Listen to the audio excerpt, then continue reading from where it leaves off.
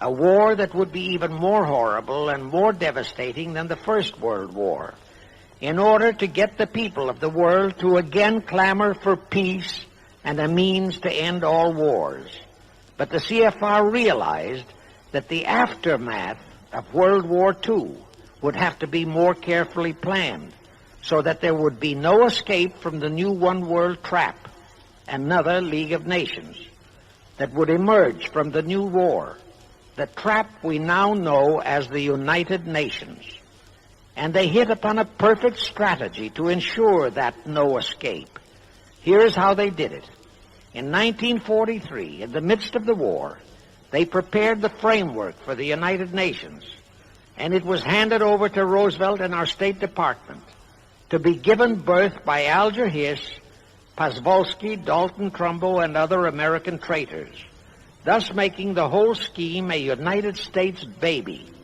Then to fix our parenthood, New York City was to become the nursery for the monstrosity. After that, we could hardly walk out on our own baby, now could we? Anyway, that's how the conspirators figured it would work, and so far it has. And the liberal Rockefeller donated the land for the United Nations building. The United Nations Charter was written by Alger Hiss, Pozwolsky, Dalton Trumbo, and other CFR stooges. A phony so-called UN conference was set up in San Francisco in 1945. All the so-called representatives of 50-odd nations gathered there, promptly signed the charter. And the despicable traitor, Alger Hiss, flew to Washington with it, elatedly submitted it to our Senate, and the Senate, elected by our people to safeguard our security, signed the charter without so much as reading it. The question is, how many of our senators were even then traitorous stooges of the CFR? Anyway, it was thus that the people accepted the United Nations as a holy of holies and enabled traitor Earl Warren to virtually destroy our Constitution by basing all his traitorous decisions on the UN Charter, thus making that charter virtually our law of the land. However, for all the dirty work that had to be done to solidify the UN, the new housing of the one world plot, they still required the aid of our leaders in Washington. So now I will emphasize the fiendish cleverness of the CFR masterminds. To the vast majority of the American people, our foreign policy for many years has been a complete enigma. Most of us simply can't understand why this great nation is seemingly floundering so helplessly in the art of diplomacy. We can't understand why our leaders are seemingly so confused and bewildered in all their dealings with Moscow, France, and other nations, and with the UN.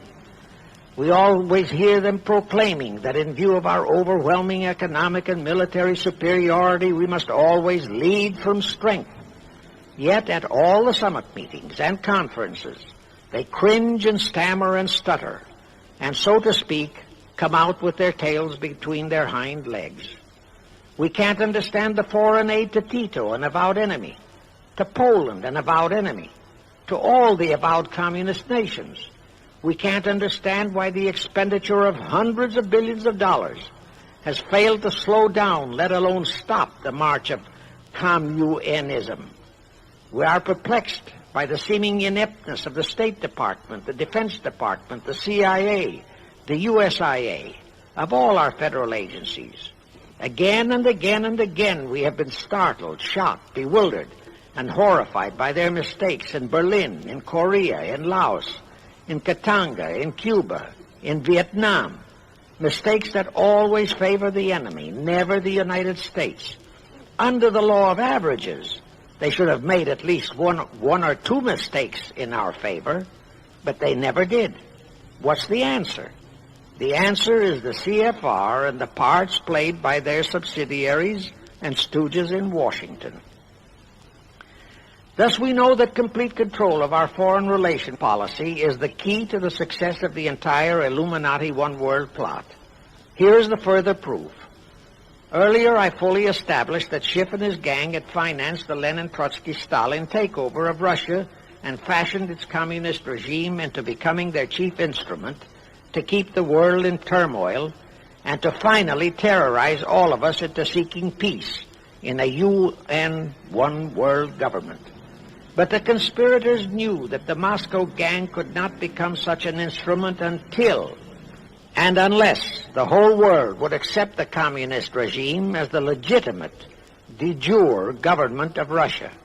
Only one thing could accomplish that: recognition by the United States.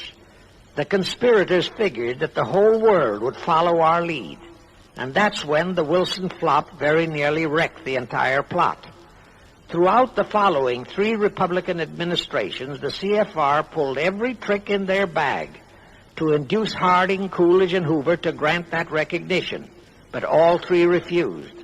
As a result, in the late 1920s, the Stalin regime was in dire straits. Despite all purges and secret police controls, the Russian people were growing more and more restive. It is a matter of record, admitted by Litvinov, that during 1931 and 1932, Stalin and his whole gang were always packed and ready for instant flight. Then in November 1932, the conspirators achieved their greatest coup. They landed Franklin Roosevelt in the White House. Crafty, unscrupulous, utterly without conscience, that charlatan traitor turned the trick for them. Without even asking consent of Congress, he unlawfully proclaimed recognition for the Stalin regime. That did it. And exactly as the conspirators figured, the whole world did follow our lead. Automatically, that squelched the previously growing resistance movement of the Russian people. That automatically launched the greatest menace the civilized world has ever known. The rest is too well known to need repeating. We know how Roosevelt and his traitorous State Department kept building up the communist menace right here in our own country, and thus throughout the world. We know how he perpetrated that Pearl Harbor atrocity for his excuse to hurl us into World War II. We know all about his secret meetings with Stalin at Yalta and how he, with Eisenhower's help, delivered the Balkans and Berlin to Moscow. And last, but by no means least, we know that 20th century Benedict Arnold not only dragged us into that new corridor, the United Nations, into one world government, but actually schemed all the arrangements to plant it within our country. In short, the day that Roosevelt entered the White House, the CFR conspirators regained full control of our foreign relations machinery and firmly established the United Nations as the housing for the Illuminati one world government. I wish to stress one other very vital point. That Wilson League of Nations flop brought Schiff and his gang to the realization that control of just the Democratic Party was not enough. True, they could create a crisis during the Republican administration, as they did in 1929 with their Federal Reserve manufactured crash and depression, which would bring another Democrat stooge back into the White House. But they realized that a 4-year disruption in their control of our foreign relation policies could play havoc with the progress of their conspiracy. It could even break up their entire strategy, as it almost did before Roosevelt saved it with his recognition of the Stalin regime. Thereupon, after that Wilson debacle, they began to formulate plans to achieve control of both of our national parties. But that posed a problem for them.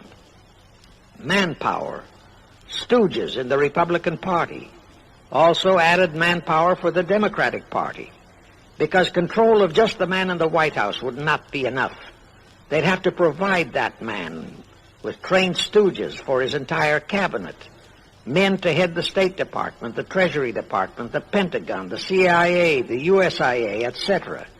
In short, every member of the various cabinets would have to be a chosen tool of the CFR, such as Rusk and McNamara. Also all undersecretaries and assistant secretaries. That would give the conspirators absolute control of all our policies, both domestic and, most important, foreign. That course of action would require a reserve pool of trained stooges, instantaneously ready for administrative changes and for all other exigencies. All such stooges would of necessity have to be men of national reputation, high in the esteem of the people, but they would have to be men without honor, without scruple, without conscience, men who would be vulnerable to blackmail. It is needless for me to stress how well the CFR succeeded. The immortal Joe McCarthy fully revealed that there are thousands of such security risks in all federal agencies. Scott McCloud unmasked thousands more, and you know the price Otipka has had to pay and is still paying for his expositions before a Senate committee of the traitors in the State Department. And you know that the men in the State Department who delivered Cuba to Castro have not only been shielded, but promoted.